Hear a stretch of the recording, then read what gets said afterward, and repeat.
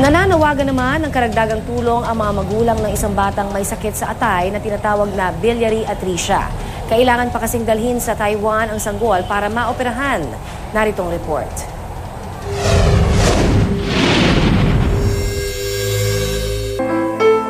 Matamlay at laging umiiyak ang isang taong gulang na si Baby Luke Andre. Ang kanyang mga mata naninilaw. Matigas at nalalaki rin ang kanyang tiyan dahil sa hindi pangkaraniwang sakit na biliary atresia, isang kondisyon kung saan permanenteng nasisira ang atay. Araw-araw iniinda ni Baby Luke ang kanyang karamdaman, bagay na araw-araw ding pinangangambahan ng kanyang mga magulang. Pinanganak ko siya, healthy talaga siya. Okay din yung newborn screening niya.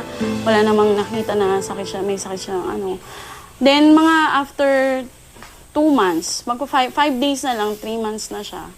Doon namin napapansin na naninilaw na siya. Yung mata niya naninilaw, yung balat niya hanggang sa gumagapang na yung paninilaw ng balat niya. Kulang-kulang 4 na milyong piso ang gagastusin para sa liver transplant ni Baby Luke na kailangan pang gawin sa Taiwan at mga gamot. Para malikom ang pera, nagbenta ang mag-asawa ng mga t-shirt at bowler na ito. 300 pesos ang t-shirt habang 100 pesos naman ang mga bowler.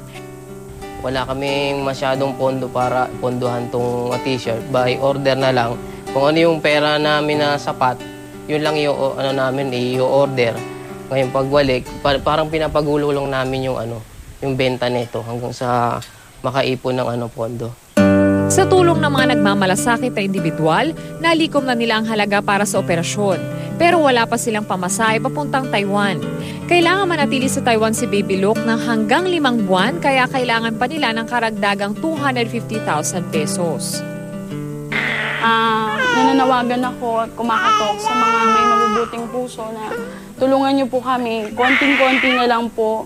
Pamasahe at yung pambayad na lang po namin sa titira namin doon sa Taiwan ang kulang namin. Abot kamay na po ni Baby yung paggaling. Konting-konti na lang po talaga.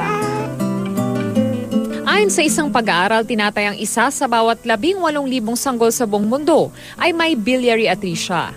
Para sa mga gustong tumulong sa pamilya mahinay, maaaring makipag-ugnayan sa kanila sa mga numerong makikita sa inyong screen o di kaya naman ay sa GMA News. Para sa unang balita, Von Aquino reporting.